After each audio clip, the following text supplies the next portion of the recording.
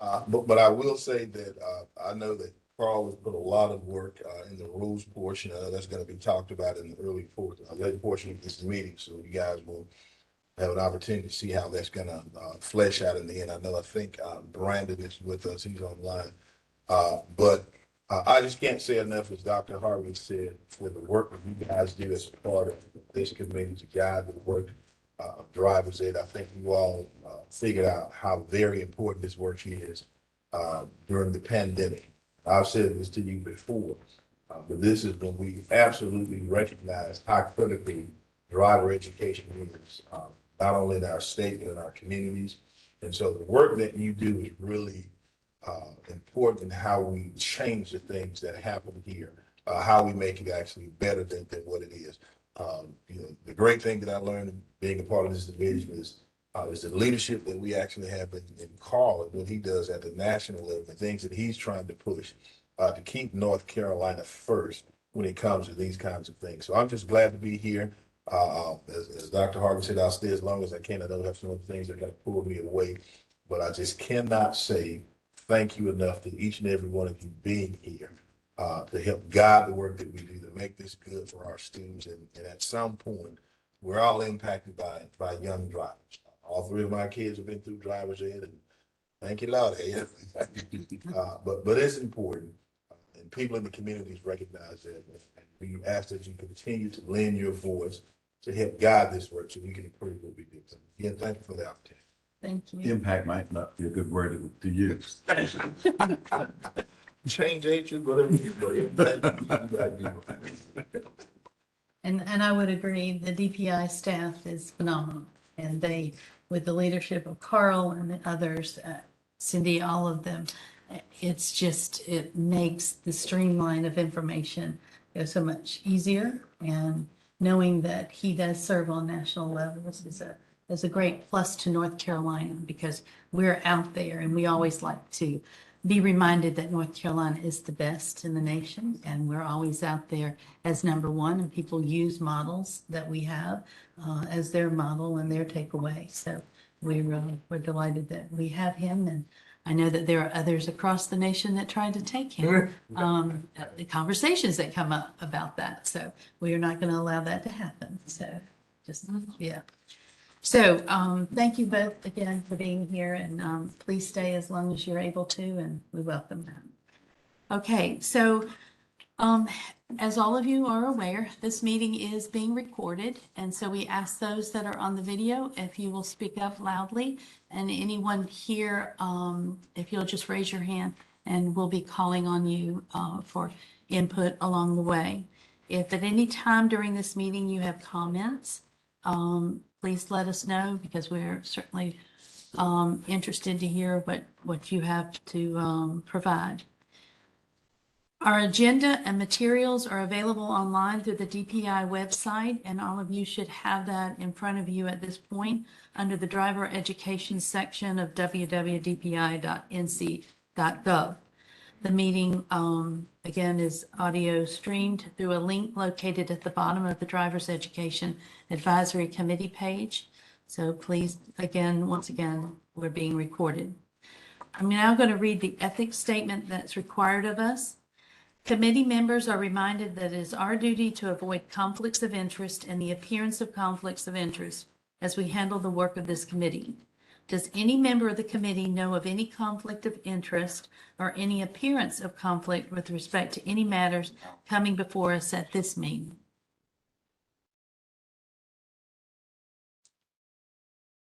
Okay. If so, please state them for the record. It looks like there are none. If during the course of the meeting you become aware of an active or apparent conflict of interest, please bring the matter to the attention of the chair. It will then be your duty to abstain from participating in discussion on the matter and from voting on the matter. Okay.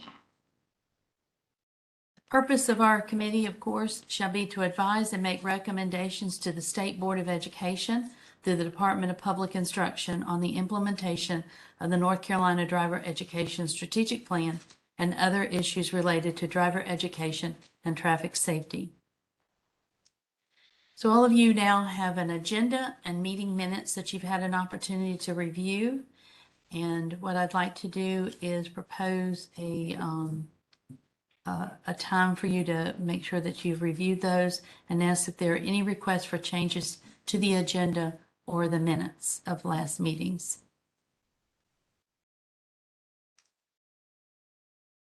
None? All right. So I would ask the floor to entertain a motion to approve, and we'll do this separately, approve the agenda and also to approve the minutes. If I could have a motion to approve the agenda? So moved. And that's Ms. Hatcher. And second, Second, Devin. okay, Devin Tanner. Okay, thank you. All right, could I also have a motion to approve the minutes? So moved. Eddie Jordan. Okay, and a second to approve the minutes. Second. Second. All right, thank you all very much. And now I'll ask to turn it over to Cindy Taylor to call roll to capture the vote.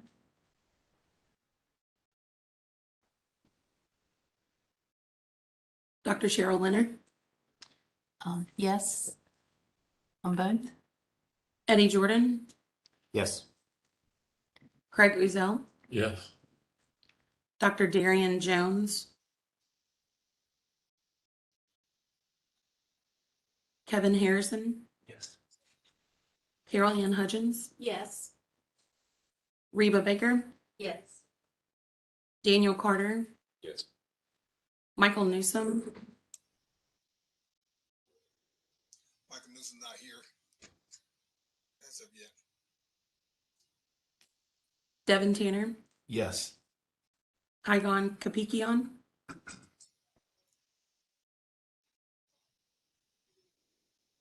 Christy Daltrey, Yes. Captain Gary Brown,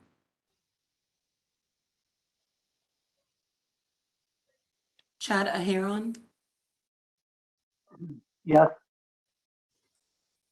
Asim McGill, Yes.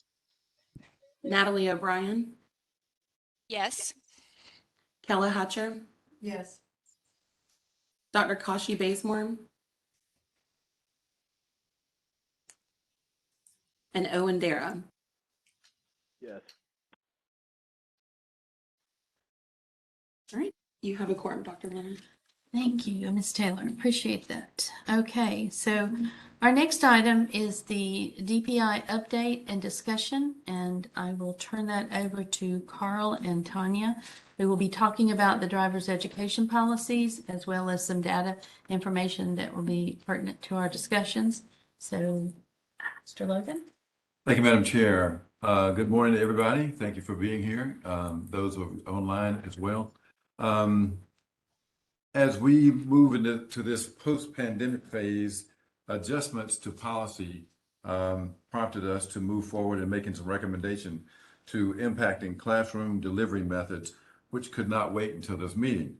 So at the November State Board of Education meeting in Pembroke, North Carolina, DPI presented changes to the policy of Drive 004, allowing blended classroom delivery methods and strategies. These are expected to be approved by the State Board of Education in December, at the December meeting. So each of these instructional strategies will create a flexibility at the local boards of education and more effectively serve us as we move into a phase where we are will be implementing our standardized and digitized curriculum. We are encouraging teachers to use as many modalities as possible to promote learning of our many demographics and cultures and learning styles, as well as providing easily accessible opportunities for all 134,000 ninth graders that we have eligible for this year, regardless of where they go to school, regardless of where they're enrolled, public, charter, private, home, and federal schools. I didn't leave one out, did I? At more than 1,500 plus 1,500 locations. Our districts are doing a superior job in getting this information out to students, like I said, at all those locations.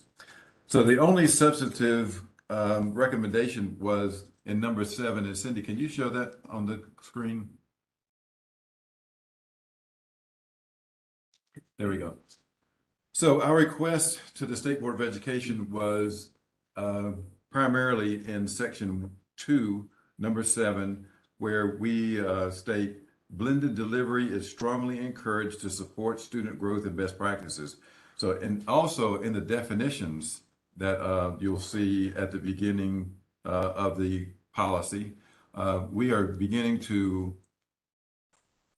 add commonly used terms in traffic safety education that will help to also in the rule making as recommended by General Counsel. So the addition of these recommendations assists us in providing solutions to administrative challenges also at the local level with student scheduling. Next was a recommendation number 8 of that policy, where it states where it focuses on the accommodation of students with disabilities. And you can see that in red. Reasonable accommodations may be considered on a case-by-case basis for students with disabilities under the American Disabilities Act. And you can read the rest of that. Special thanks to Carol Ann Hudgens. You didn't realize that was going to go in there verbatim the way you wrote it. Be careful what you write, right? So thank you very much for that. Number 9 also is a consideration that for the local school districts to consider the length of a student's instructional day when scheduling them classroom and behind the wheel. So we took those to the State Board of Education. As I said, I strongly believe that this will be passed at the December meeting. So this extends the opportunity for us to continue teaching the way that districts were teaching during the COVID pandemic. Next, and now that I am off my notes, is the fuel reserve policy. The fuel reserve policy is being worked on, is moving forward. It is has several checkpoints, I would say, throughout the agency before it gets out to the districts. However, we don't anticipate that districts will be needing additional fuel monies for this year until the spring, but we are working feverishly, as I said, behind the scenes to get that out to the districts as soon as possible. And now I will fill until Mrs. Easterwood, who is our driver ed section's project manager, she will be sharing with us some data. And I give you Tanya Easterwood. Are you ready? Almost ready? Cindy, are you live on that? Okay. Good morning. So this morning, what I wanted to share is a little bit about your quarterly reports. So as our leaders previously stated, how important it is for us to collaborate. So one of the things that's going to make us great is the data to support the program.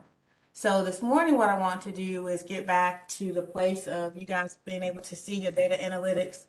Today's a foundation just to show your enrollments from various points of view.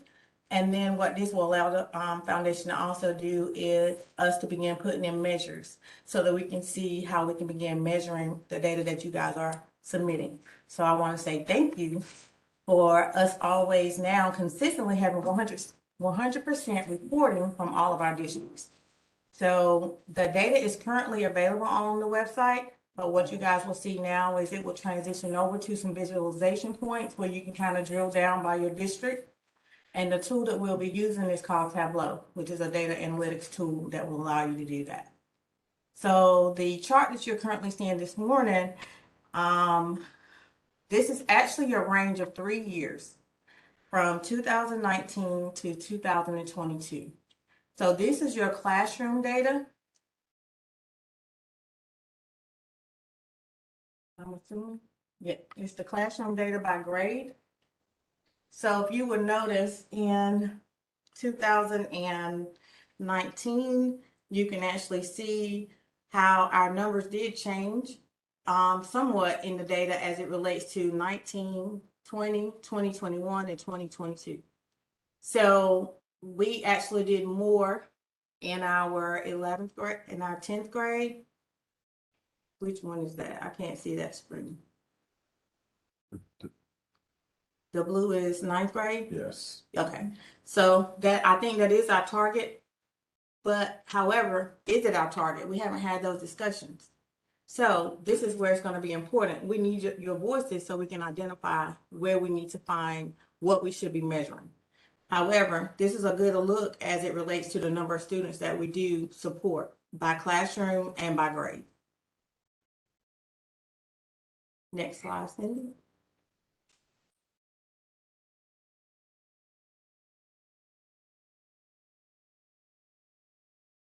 Well, next workbook. So what this is just reduplicating the data, and this is actually live data. So what's going to now also happen is, as you guys are submitting your data quarterly, it will be live as Cindy enters it in by year.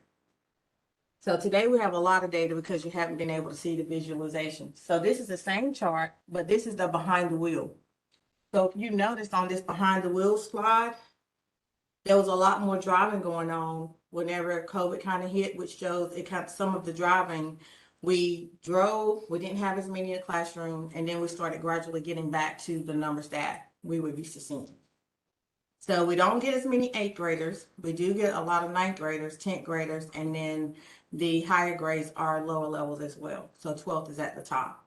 You can't see the number 12 on this because it's not enough space for it to display the data sets.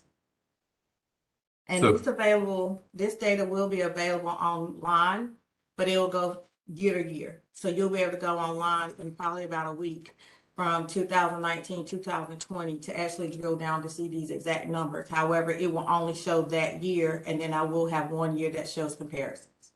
So moving forward, we'll have 3 years of data available online, and then the rest of it will be internally, and we can share as requested. So Tanya, the column on the left is, what year is that? 2019, the first column is 19. And the next one is, 2019, 2020 is the first column. The middle column is 2020 to 2021, and then the final column is 2021 to 2022. so the first two columns have a COVID impact. Yes. A pandemic impact. Yes, they do. And so currently, or this past year, with a significant number of kids being served. Yeah, you can see the drastic change, Right. or the increase, yes. It'd be interesting to you can go back a year, the 18, 19, to see what that looked like before. We did agree, however, we had a small team, so we were not 100% reporting, and I didn't want to show the gaps in the reporting for 2018-19. However, if that is something you guys would like to see, I will show that data, but I would not want to put it on the website to show, the gaps, because we were rebuilding in that phase. Yeah, and I understand that. But yes, It to your makes point, agree. It would be interesting though, as internally, just to actually see what information that we did have, to see if anyone, and how many reporting agencies we had, or how many reports we had to compare it with. Okay, and I can share that data with you guys. I'll take that as a takeaway. And then that maybe that's something we can share with the committee, and that's not a problem at all. I have the data. Carl. No, I was going to mention your name, Reva Baker with Division Motor Vehicles. Obviously, we're in close partnership with Division, and that eventually down the road, what we would like to be able to do is share certain types of information with DMV, especially with driver license, because our students end up downstream at the license office. So they would be able to see the ebbs and flows of students throughout the 4 quarters of the year, and what age levels they are.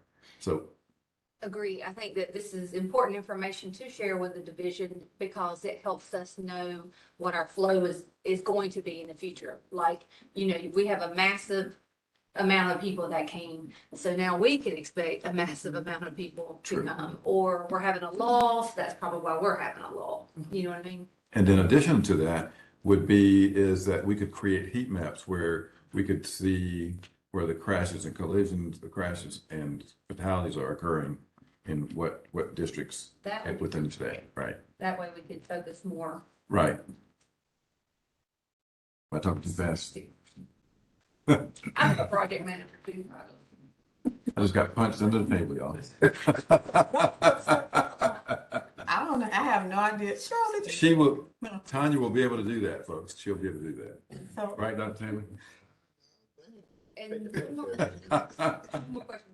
yes. So, I know you said that you can see it in real time. Mm-hmm. Are you going to have, like, if you have 100 people that report, are you going to be able to see that only 80% have reported? Okay. I actually have those data analytics available. However, a little birdie said that could be a little bit overwhelming. So I just scaled it back. But if you want to I spend did it mine. one-on-one, No, the reason I'm saying. but I do have the data available and we can have a one-on-one. It's actually built on the dashboard inside of here already. I have the data readily available. I was thinking for the end user, like Mhm. if somebody says, oh, let me look and see what's going on right now, but maybe only 50% of the people have reported, they're not getting a real picture unless they can see only 50 people, 50% have reported. Right. And then they'll know, okay, well, let me check it next week and maybe 100% have reported by that time.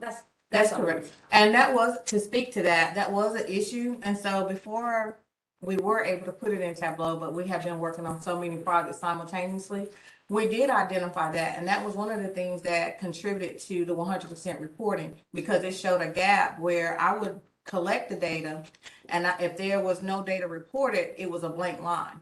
So it caused a conversation for them to say, where are our numbers? What is our data? And so that contributed to them being able to start reporting and then having Cindy come on board, like she's calling them like Cloudwell, like where your numbers at? So we built a process so that it would streamline it, so it'd be easy to collect the data.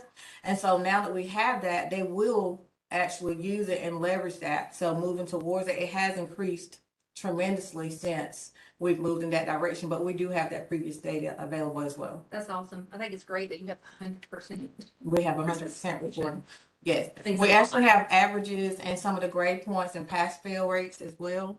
I've built those data dashboards as well, and we're starting to collect additional data. Like this year, Cindy, I think we have one more slide. On this slide, what we started doing, no, that's not. Is that behind the wheel? It's both. It's actually the same.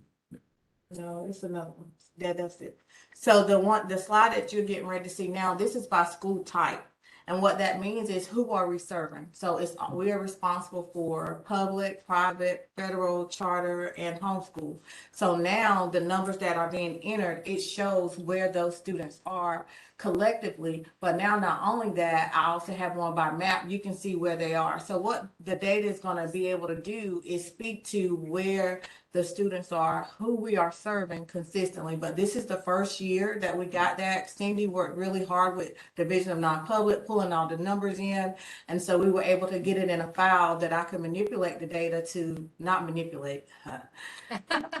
Actually put it, clean the data, because it's really scrubbing the data to put it in a formatted so that I can actually use it in Tableau. So actually putting the visualizations to the numbers. And so you guys will get to see this more. This is only 21-22. This is the first year that we've collected this enrollment data. However, this is going to be building blocks. And so I say that to say, again, thank you for the reporting. It's critical to what we do, but and whenever I get to look at the numbers, it's going to help us identify gaps. What do we need to serve? We have funding going into districts, but is there enough funding in those districts to support the behind the wheel or the classroom? And also putting more visualization around it's not just driver education, it's an introduction to traffic safety and the importance of traffic safety. So driver education is just that introduction across the state. And so how do we begin building the correlation between the two with the crash data? How do we begin to say or identify these are students that are not included in the allotment? So how do we begin identifying that information? So these numbers will lay the foundation for Carl to be able to say, these are the numbers to support the information that we're doing with driver education. And this is why we need what we need and how do we meet those needs, not just across the state, but these are also the numbers that will help us with the work moving forward nationally. So Great job. that concludes mine. Are there any additional questions? I Yes. do. Just as a comment, there was a mention of crash data at some point, and just wanted to associate my name with that. If you need anything, tables or maps or anything, that's what my unit does, so we can provide that. Perfect. And I was gonna tag on to that. I didn't see you, Daniel. DOT has a special unit that looks at all the data with crashes and injuries across the state.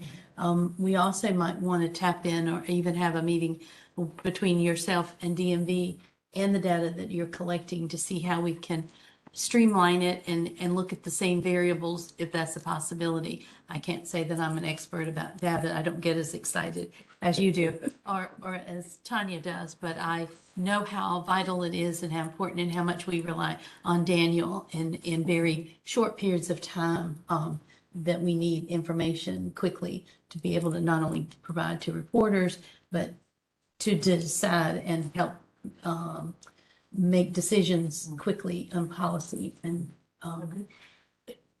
I did have a question in your variables. You're talking about where they're at. Are you talking about rural versus urban, or where they're at in the sense of what types of training places that they're being trained at? So two things. So one, location.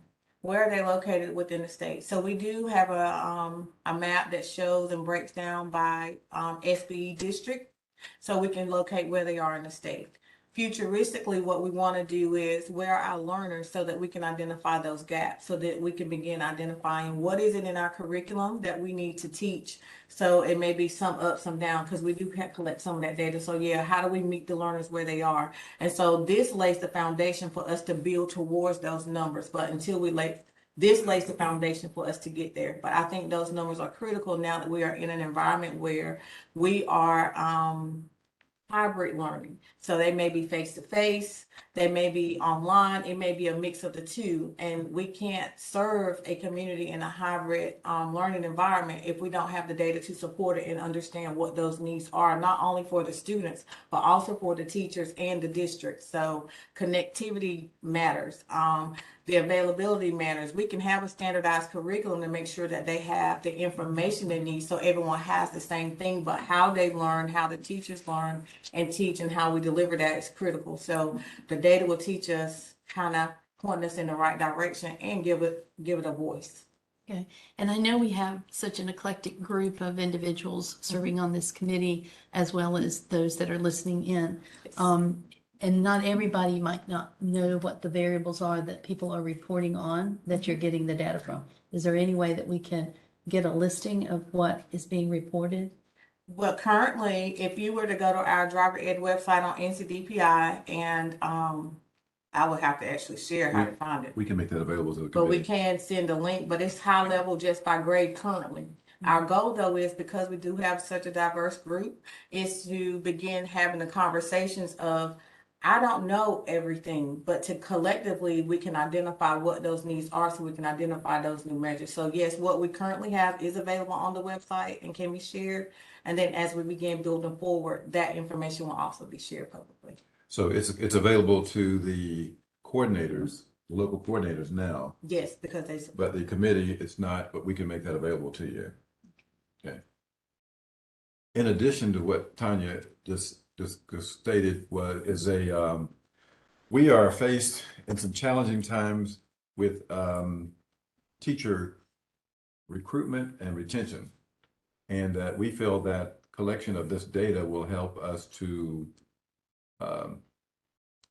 assist the districts in, I would call it teacher sharing, being now that we have the ability to have not only classroom without walls, but we have districts without walls, being that you could be able to share teachers across county lines or district lines. So as we continue moving forward, we'll look at all kinds of strategies to assist us in this particular area.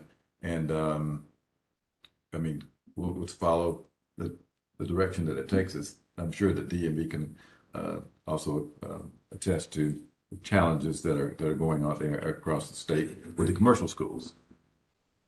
Very much.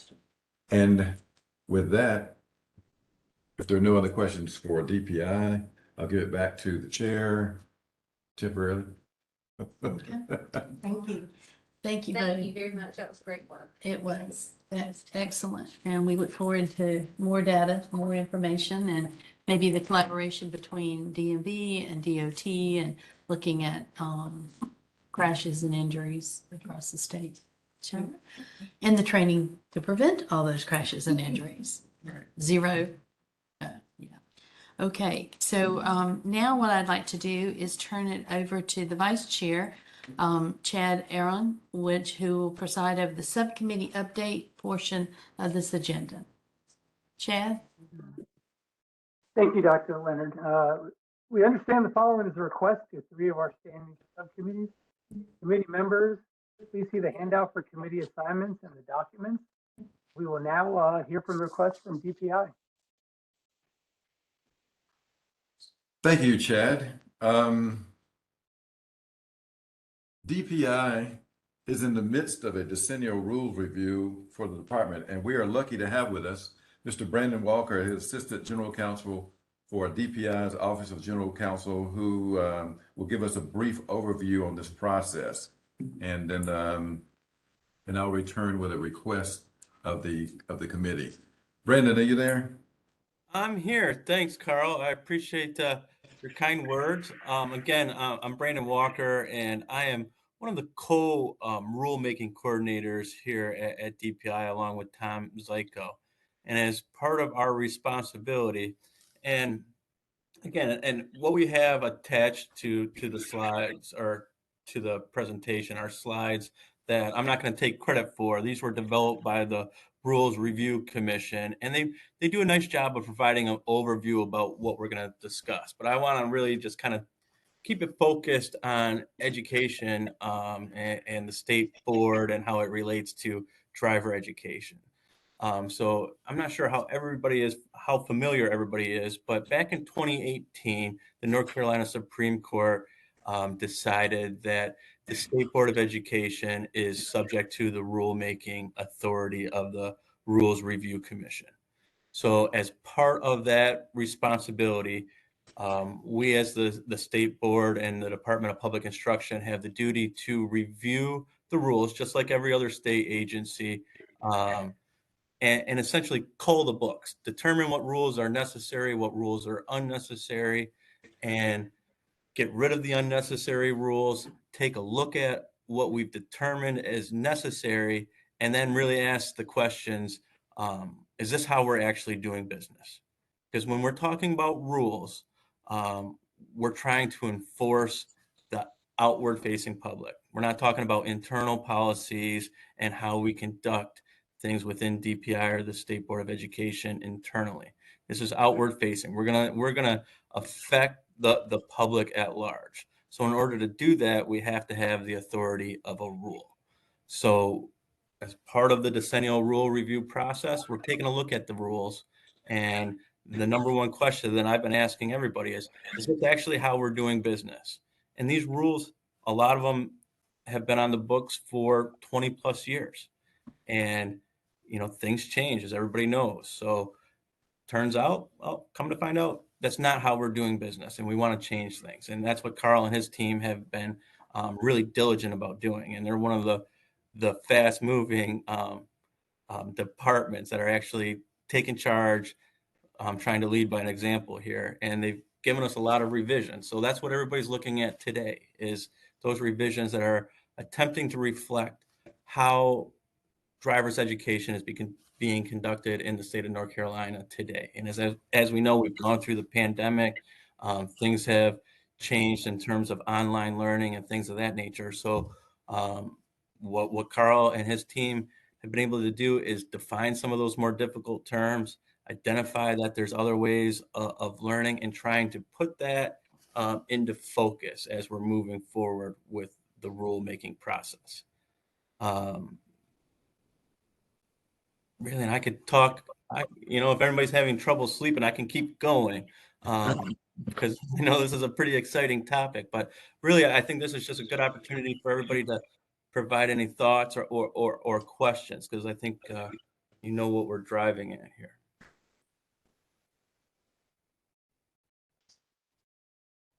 Brandon, do you mind going through a little bit of the rulemaking process itself? Basically. Sure. So there's a variety of ways to make rules, but right now we're not responding to any new changes in the legislature or things of that nature. So we're going through the more traditional process called the permanent rulemaking process. And with that, we start just like we're starting now. We get feedback from interested stakeholders. Everybody dives in, they look at the rules, and when we come up with a final product that we're happy with, and again, this is outward facing. So anytime you want to mandate anybody to do anything, if you want to force or have the effect of law, you want to turn it into a rule. So once we've captured that, then we're going to open it up for public comment, and we notice it on our website, and we have, I think it's a 60-day notice period. It goes through. We publish the proposed rule. We give a time and place for the hearing. We hold a public comment hearing. If we do it right, there shouldn't be a whole lot of pushback or anybody that shows up. Sometimes, for instance, the last rule that we took through was relating to athletics. And we were partnered with the Athletic Association, the different stakeholders involved, and put together a really nice rule that everybody bought into. Go to the public comment period, and we have one person show up, and they're from the disabilities rights advocates. And they said, hey, great rule, but we would love for you to add ADA language in there. Fine. It's not going to change the meaning of the rule. It's frankly already implied, but if that's going to satisfy that stakeholder, it was an easy enough change. We did it. No issue. It went through, and everybody was happy.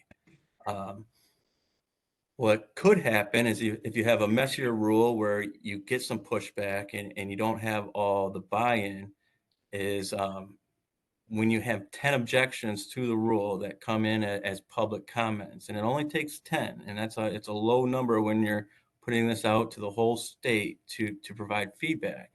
And when you get those 10 comments, then it triggers additional oversight from the General Assembly and their legislative committees. And it delays the process considerably. So it's always advisable to really take this proposed rule, seriously up front, do the legwork up front, so we don't run into some of those hurdles down the road.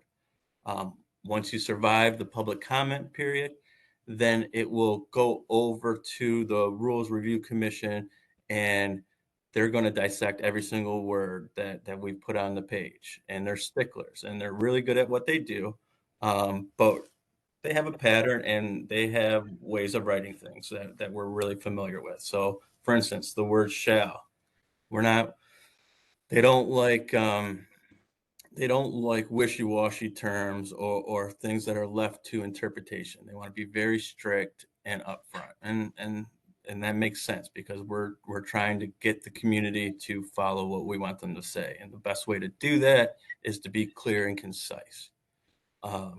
So we go back and forth with the Rules Review Commission, tighten up the language, and then we submit it for final approval to the commission itself, the Rules Review Commission, that is. That whole process, if we do it right, 6 to 8 months is a realistic time frame. If we have some added objections, now you're looking at a year and a half, almost 2 years. So it varies wildly, and that's why I couldn't encourage more just to put the legwork in up front. And I'll applaud Carl and his team because they've done that, and we've already had some back and forth to tighten up and provide definitions and things of that nature. But as we were going through the presentation here today, I've noticed a couple words that we could probably use better language. So it's a process. It's no different than writing anything else. You think you have a masterpiece, and then you pick it up the next day, and you want to put it in the trash. So that's just kind of the world that we're living in, and we have to just play in that sandbox. So I hope I answered your question, Carl. You did. One additional question: rules versus policy. Sure. And again, it goes back to my earlier statements. A policy is something that is that's a nice ideal. It's something to strive for. If it's outward facing to the public, just understand that if someone told you to go fly a kite tomorrow and they're not going to listen to your policy, yeah, we're kind of stuck. That's why we turn things into rules, and rules have the force and effect of law, and we can force people to do what we want them to do based on the rule.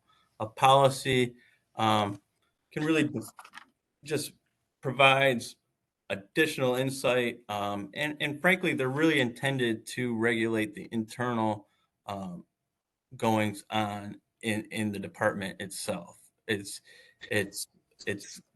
things involving human resources, things involving, can you have a heater under your desk? Like those type of policies. Policies can provide additional insight and thought about what the agency's intent is behind a rule, and that's well and good. But they're not designed to be enforced. They provide additional insight. So if someone wanted to challenge a rule, and they're arguing based on the intent, did you intend for classes to be driver's education classes to be virtual, or did you intend for 100% of classes to be in person? Well, now we can look at our policy, and policies can have intent statements. The rules can't. The rules have to be very specific and concise and tailored to what we want to do. I hope I'm not rambling, but I hope that makes sense. It does. Thank you very much. Are you going to be able to hang around a little bit? Yeah, I'm here. I'm happy to do whatever you guys need me to do. I'm happy to be here. Thank you much. And just for a quick notation, Vice Chair Aharon, you want to talk about the committee members or the subcommittee members, or should we come back to that? It's your call. Carl, can I ask one Yes. question? Just from my knowledge, do you all run every one of your laws through public comment? State board policy, no. But these rules will be. It will follow the North Carolina rules, whatever the RRCs. Correct. And there's a couple, I'm sorry for jumping in, but there's a couple of things. So there's the law, and that comes from the General Assembly. And they're going to give us money, tell us what they want us to do. The only way that we wouldn't have to do a rule, which is to implement the law, would be if the General Assembly told us that we didn't have to do that. And some legislation does that and says, okay, I want you DPI, I want you State Board to do X, Y, and Z, but you don't have to go through the rulemaking process. Great. Then we can use our policies. That's rare, but you do see it. What typically happens is the General Assembly says, I want you, DPI and State Board, to do X, Y, and Z. Now we're charged with putting a rule together to implement that law. And our rule is going to have that same force and effect of law. And then as an agency, you can adopt a policy to interpret that rule. Now that's not going to be binding on anybody, but it does show the intent behind what you're trying to accomplish in the rule. So it's kind of a hierarchy where it goes the law, the rule, the policy, and it all kind of distills in that order. I just wondered if there was some sort of policy that said, or law that said that you had to run any changes through public comment. Because obviously when we do our administrative changes for the rules, we do not run everything by public comment. We use statistics or whatever it is to have those rules changed. So I wondered if that was like a policy, a law, or. Well, 150B is the law that governs rule making. So like I think we got to be very careful with the terminology that we're using, because if it's not published in the administrative code, then it's not a rule. And as part of the process of getting it published in the administrative code to become a rule is that public comment period. So now you could have a temporary rule that can avoid and shorten the process. So the General Assembly said, we've changed the law. We need you to make a rule. That rule needs to be implemented in the next 180 days. Well, then you eliminate some of the public comment periods just by nature of going through the temporary rule process. Thank you. I was curious. So thanks, Brandon. So now, I guess you're wondering what this has to do with you. This is what my request is. We have driver education has 3 rules that need to be updated. And also we, most people don't realize this in the public, is that there are actually 2 driver education programs in the state of North Carolina teaching the same thing, different rules. Our conversations with DMV, our DMV partners, has been to align these policies. Some years ago, before me, I'm assuming that there were rules that the driver education program had to adhere to. They are no longer listed. And that's what our efforts are to do now. In order to make sure, and I always tell people, I said, I know a lot about driver education, but I don't know everything. But I know enough people to know that we can cover everything that we need to cover. Don't ask me to repeat that. So what our efforts are to do here is to use the format of this committee to do somewhat allow the stakeholders and a voice in this as well. So I'm going to recommend to the chair that we use this committee and the subcommittees to host discussions on the proposed rules that DPI will be proposing. And then the subcommittees will have the opportunity to recommend these back to the committee. And obviously the committee itself has the ability to recommend to state board policy. Excuse me, they have the ability to recommend to State Board of Education through DPI. So that this is going to be a working partnership. This is what I'm proposing, actually, should it be accepted. And what I'd like to do is I'd start with number 1, this the program administration. You have 3 standing, you actually have 5 standing subcommittees that this first policy, Drive 004, which is a policy, and the rules, which is 16 NCAC .0301, is our program requirements. And what we have done is we've already started a draft of those changes. What we would like to do is we would like to submit those to the committee to be assigned to the subcommittees, and that the subcommittees would have meetings. I'm proposing that it would possibly be done in one, it could be as many as 3 meetings over the next 3 months, is to go through, make recommendations to the committees, back to the committee on any changes or deletions that DPI is proposing. So we have actually, like I said, we have 3 policies, we have 3 administrative rules. The policies actually can come later on because once we have rules, or I will follow the advice of General Counsel Brandon and the team downstairs to make those changes in policy. And Cindy, if you'll go on to the 2 slides more.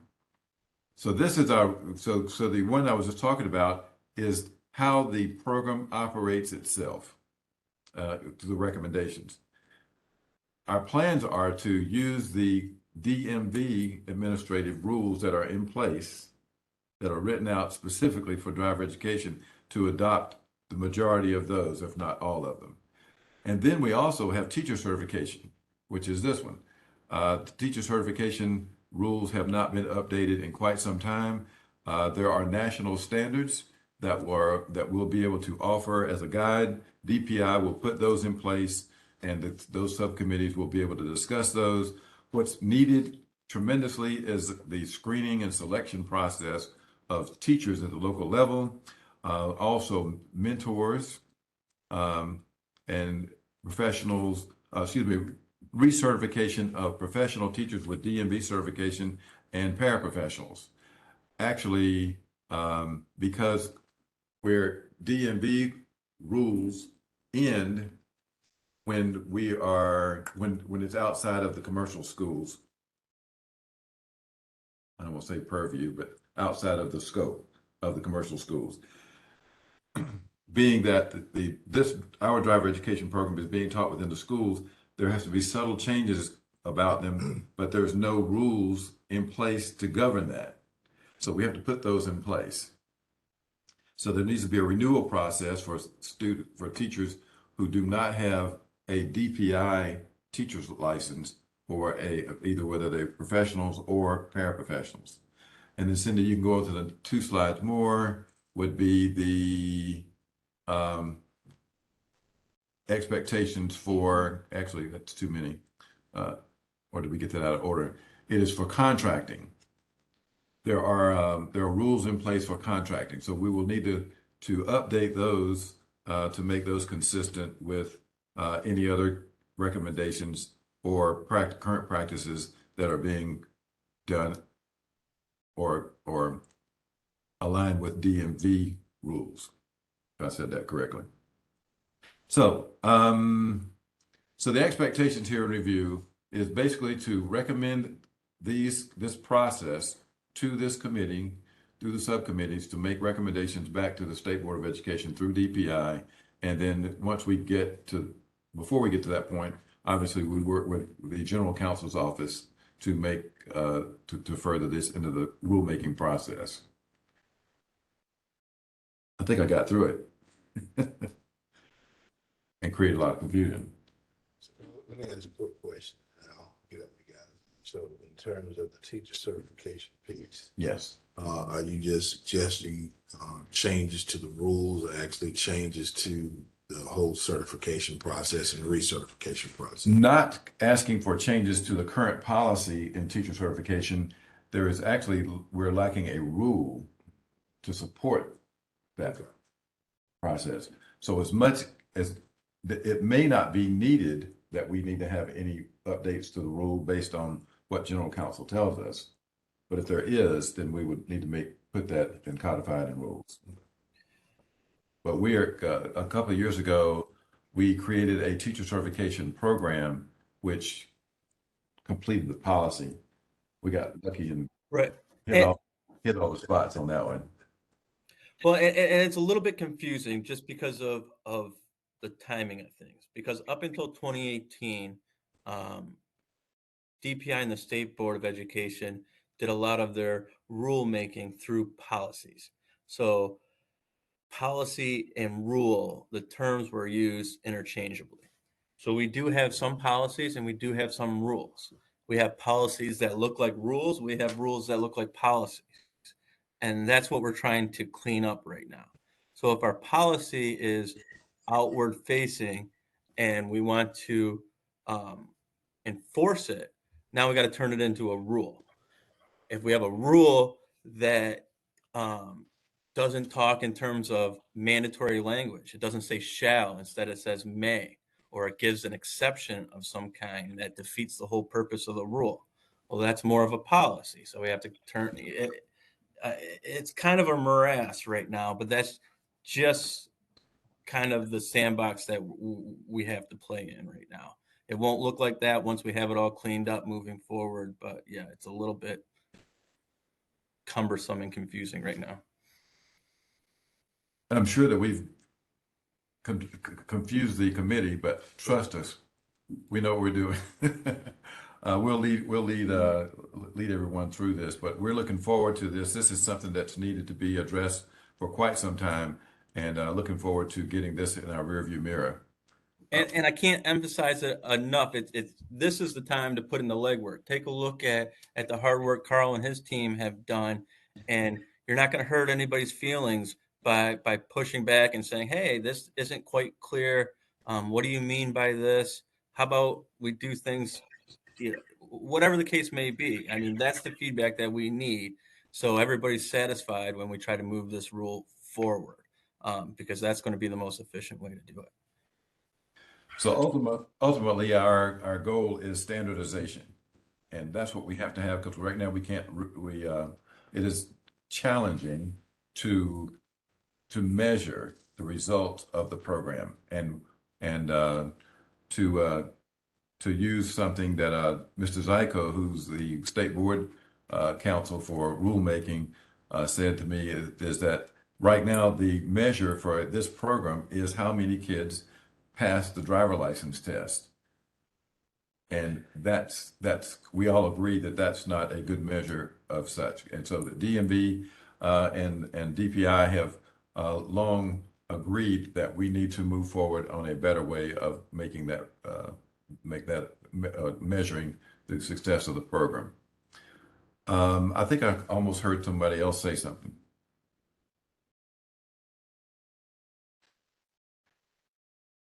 Not hearing any others comments. Our goal would be to come back after this meeting, once you had a chance to review the subcommittees that you're on, and which document you will be able to work on updating, is to have a doodle poll, find out the meeting dates, and then we would elect a chair in each one of those meetings.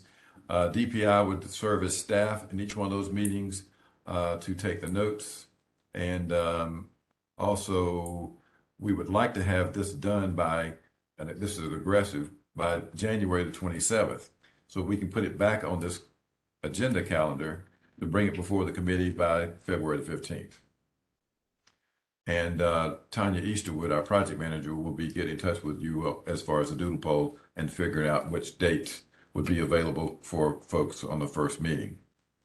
Also in the room here, I told her yesterday I was going to embarrass her, Carol Ann Hudgens, who is doing something similar in Exceptional Children. You have any comments? Not substantively. I mean, our policies that are in place, like has already been said, have to go through the rulemaking process now as a result of the 2018. Exceptional Children is a little tiny bit different because we try to be overly cautious about our stakeholders and their feedback. And we generally try to do seeking of that input, public comment. I don't want to confuse that with the formal rulemaking process, but essentially we will do extensive work with our stakeholders before we even take anything to the state board or the rules commission, because if there's going to be a lot of opposition, we want to know it ahead of time and not have an uncomfortable moment in front of everyone. Exceptional Children's Program tends to get a lot of feedback, so we work with our stakeholders in advance. And we're generally on the same page, that's why I called you yesterday. We're generally on the same page as that this is a massive undertaking, that this is not, the items that we're proposing have not been written that I know of. And so that we would like for our stakeholders to work with us on as we move forward in this process. So thank you, Carol Ann. Mr. Vice Chair, Madam Chair, if I could make the recommendation on behalf of DPI to assign these to our subcommittees. Chad? Yep, I recommend this request be considered as well and submitted as well. Okay. So I think it's a great opportunity for these committees. I know we've got a handout here that identifies the names of individuals that are on the committee. Many of you volunteered for these in previous meetings. So if you are still interested in being on these committees, let us know. If you want to be added to another committee, let us know that. This is certainly an opportunity for us to all be part about making recommendations to the State Board of Education and the implementation of the strategic plan. I agree with everything you've presented, Carl. Do you think we need to do a formal recommendation vote? No, typically wouldn't, but You all would you see like to? which subcommittees that you've been appointed to, voluntold to Yeah. participate in. If you would like to participate in all of them, you can. I mean, that's totally up to the committee chair. Okay, well, I agree, and I agree with all of the appointments, so we'll just go with that. And Without any changes, Ms. Eastwood, you would use that list, and we have email addresses to everyone on the committee. Also, this being a public meeting, these subcommittees are public meetings, that the general public would be, well, we would post this on the appropriate sites for advertising. Okay.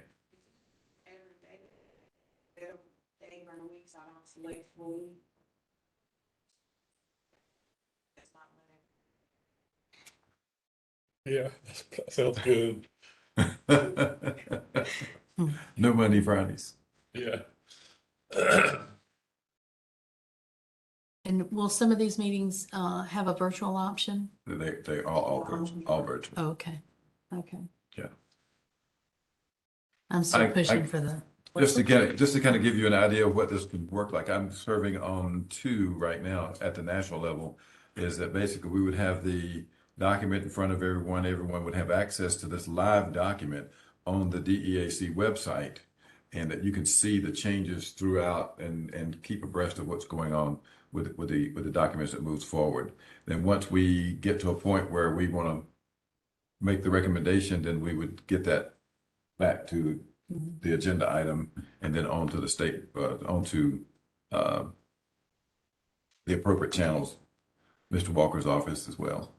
So when you say live document, you are allowing other people to come in and make edits as they see fit? On the document itself, Cindy, correct me if I'm not wrong, each person at the committee that has access to the documents can make comment in the columns. And so when we get to when we have the meetings, you can actually already see some of the comments that have been made by committee members. Just committee members, not the stakeholders. Only committee members, right? Okay. All right. But hypothetically, if I'm not, and I'm not me per se, but if, say, Kella is not on the meeting in that particular committee meeting, could she go in and look at the document and make a recommendation as well? All the committee members would have equal access to it. Okay. The ones that are on the subcommittees are just the ones who designated that they're actually going to be in attendance for that meeting. But any one of the committee members could actually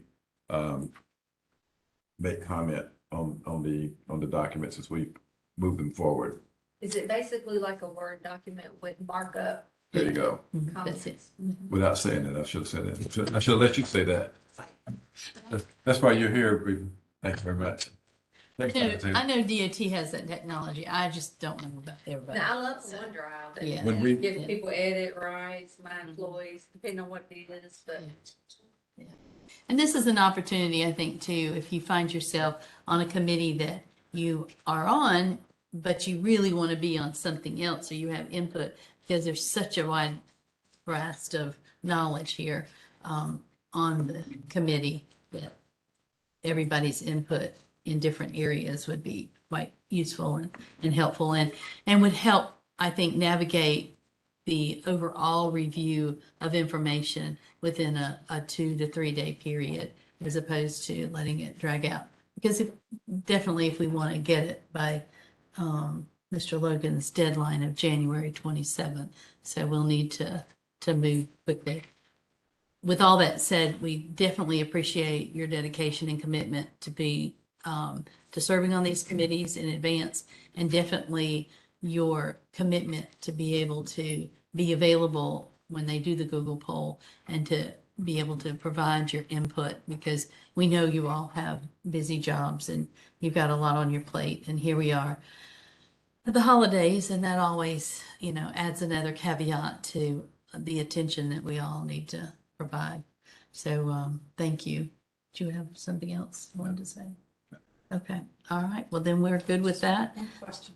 Sure. Some idea of the breadth, depth of what we'd be reviewing, like, let's say a committee is looking over that Word document, on SharePoint or Google Drive or whatever we're referring to. Are we talking about a few rules on one page? Are we talking about many rules on many pages? How is that? Just thinking about the scope. Yes. What we have, like what I said, DPI would make the recommendations, Okay, and that you would be able to see the ones that we've made, question, comment, okay, request to delete, and even request to add. So in essence, like I said, we're going to be using DMV's lead quite a bit. But what else should be required of our districts when providing driver education in the public schools? In other words, you've already done a deep dive Yes, on a right, lot of this. right. A lot of the things that we're recommending is based on national standards, and also the recommendation or the issues or the challenges that we've faced in the administration of the program up until now for the past 7 years that I've been here. So we're looking to put those in writing for consistency's sake. When I talk to Mr. Walker down in General Counsel's offices, how can we be consistent? Make sure that what is consistency? And you can comment to that, Brandon, if you'd like to, but consistency is important. And right now, the operations of driver education is Cindy and myself. And very little of this is written anywhere.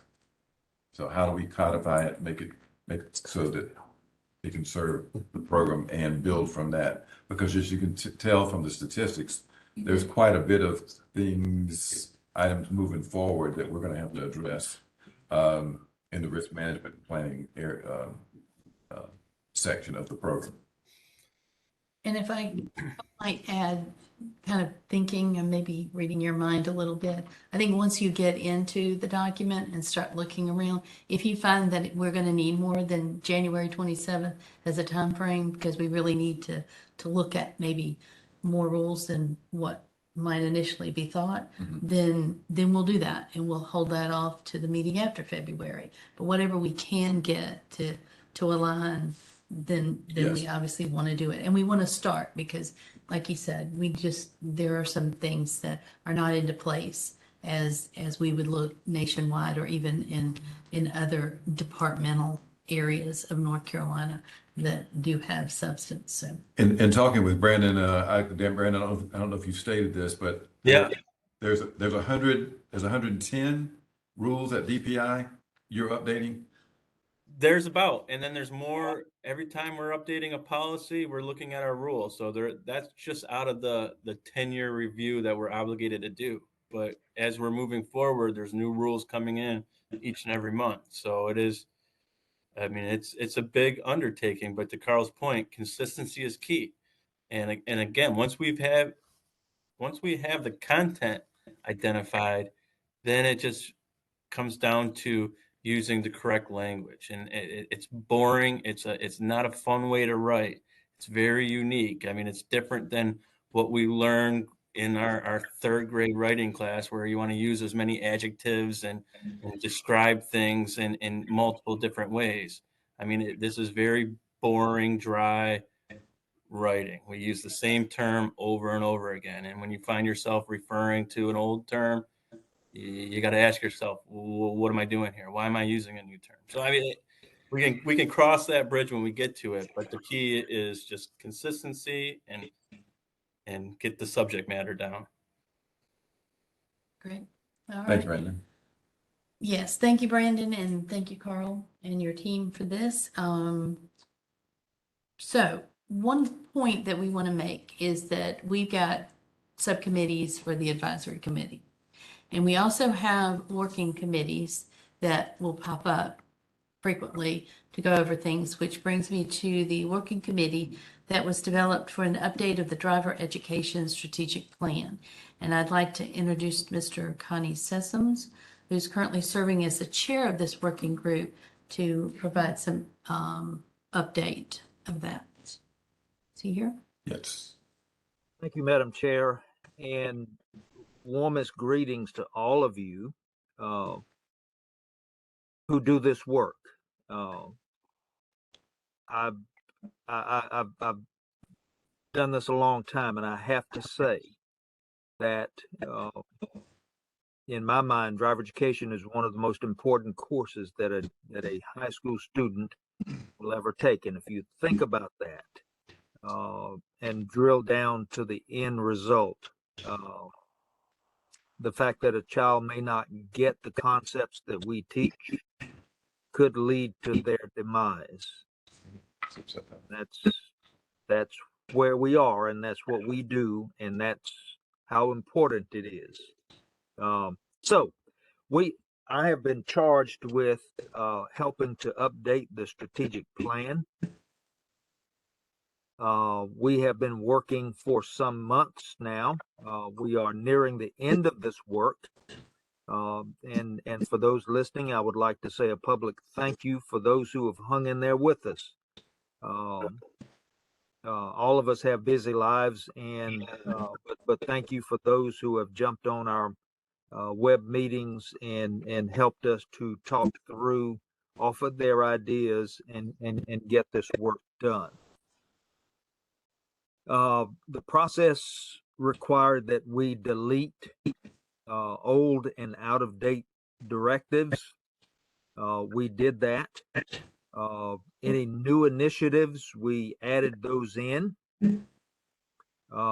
We revised the language and we kept it at a high level. It is broad and encompassing. We are near finishing this document. I expect we will have it. We've been meeting monthly. We will have our December meeting. We may need a January meeting, but we're going to see how December goes, and so we will be near finished with the document in December, possibly January. Our goal is to get it turned over to the larger Driver Education Advisory Committee by February. This document has a probable 5-year shelf life. It's going to need to be revised again pretty soon.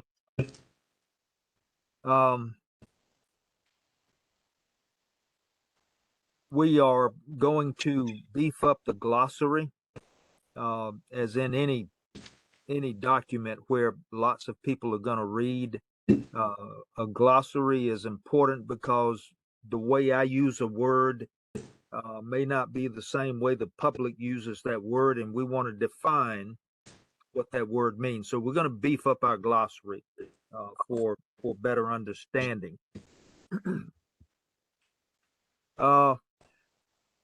One thing COVID Oh, you can say all you want to say about COVID, and COVID probably deserves it. But one thing COVID taught us is that we were not as prepared as we needed to be for such an event. So we're going to build in a risk management plan, a risk assessment, and an emergency preparedness plan into this strategic plan. So we're trying to cover all bases. I think we're pretty close to being there. We're going to give this document over to the Driver Education Advisory Committee for their evaluation. It will probably then go on to the legal department in Brandon's office for their advice and consent. And then this document will go on to the State Board of Education for adoption. So that's kind of the process. That's where we are. We are near our end. You will have an opportunity to weigh in on the changes that we've made, and we hope that you will give some advice in that direction. Thank you, Madam Chair. That's all I have. Thank you, Mr. Sessom, and we do appreciate you taking the lead on the strategic plan and meeting with your committee. Is there anybody on the committee that's on the long line or here in the room that would like to add anything to what's already been said? Okay, we look forward to your resolve and all your edits and your information, hopefully by February. If there's anything that we can do to work with you on this, please don't hesitate to reach out. And thank you again. We appreciate it very much, and for the update. In addition to the old business, we have a mission statement proposal that we'd like to present to everyone. It has been drafted by the DPI staff, and it was created over a number of months, and we'd like to entertain a motion unless there's any edits or additions to this. Composed of experienced and diverse perspectives, the Driver Education Advisory Committee provides research-based information and recommendations to the State Board of Education to implement and maintain the Driver Education Strategic Plan. The Advisory Committee advocates for certified professional teachers, high quality instruction, and up-to-date curricula to prepare each student to be an informed and responsible driver. If I could get a motion to approve that? A motion. Okay, could I get a second? Thank you.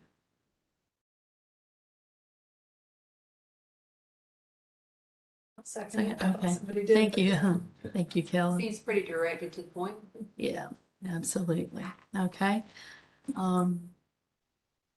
Motion carries. Call to vote. To do that? You want to do a roll call, Cindy?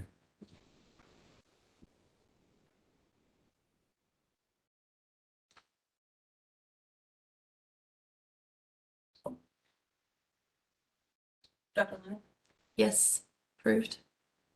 Eddie Jordan, Yes. Frank Eaton, Approve.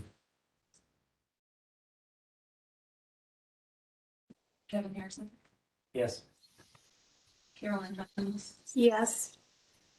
Reba Baker, Yes. Daniel Potter, Yep. Devin Tanner, Yes. Christy Daltrey. Yes. Aaron,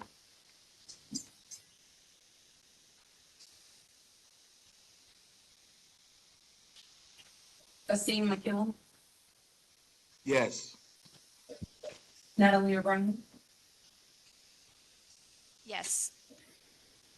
Emma Hatcher, Yes. Dr. Kashi Basemore, Yes. Wandera. Yes.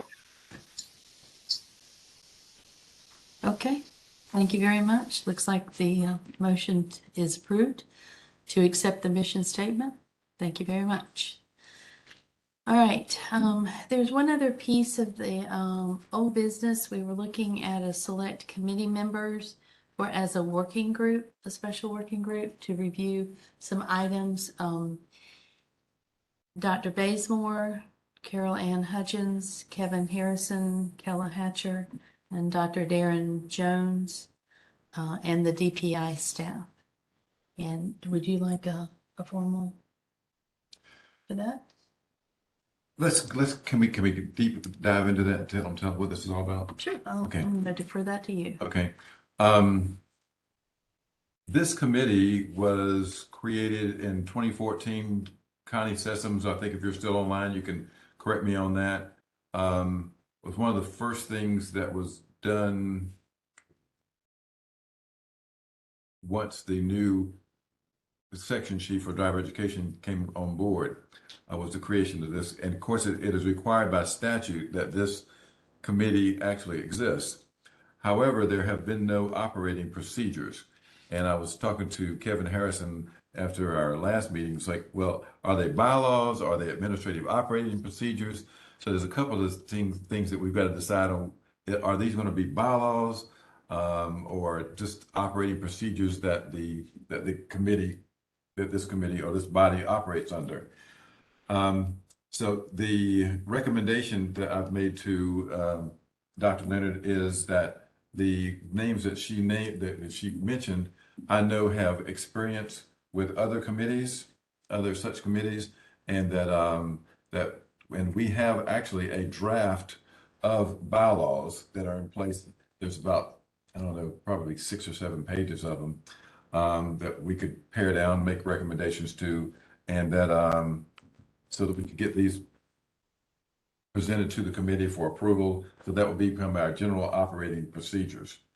So that kind of in a nutshell is where we are. Mm-hmm. So without objection, if those people were willing to work on that with us. Are you all willing to work on this with us? I'm just thinking about your February deadline and the deadline with all the other work too. So just trying to think about the scope of work. So you're saying that you basically got bylaws and you need a committee to look it over and tweak it Yes. as opposed to. Writing them from scratch. Yes. Yes. And obviously you're not under any timeline to complete those because we were operating for 8 years without them. Yeah. So within the bylaws itself, there's one of the items is that the bylaws can be changed by this committee with a 2/3 vote at any time you want to tweak it. So it's just general operating procedures because right now the operating procedures are unwritten and we're just and for consistency's sake, using Brandon's consistency term, we need to be consistent on how we operate in business because this committee actually has to operate under open or public meetings laws and very strict, right? Mhm. I just have a comment. Yes. I think that I hear your concern about knowing the scope of work. Maybe February is a reasonable goal and we can reevaluate if it is entirely deliverable by that time. Yeah. But we'll make our best effort to deliver. How about that? Absolutely. As one gifted with a new opportunity. Excellent. That's perfect. Okay. That's perfect. Okay, so I think we've covered all the old business, new business, and I want to thank you all very much, those who are online and those that are here today, the staff, advisors, the staff, DPI, for your preparation and all the discussions we've had today. I remind the committee members that our next quarterly meeting will be in this room on February 21st from 10 to 12. I think we've now completed our meeting unless there's any other additional business that anybody has any comments, questions. If not, I'll ask for a motion to adjourn. This is Dr. Bazemore, so moved. Thank you, Dr. Bazemore. And just all yay, nay, yay. All right, the meeting adjourned. Thank you very much. Yeah, Thank you. that was quite aggressive, but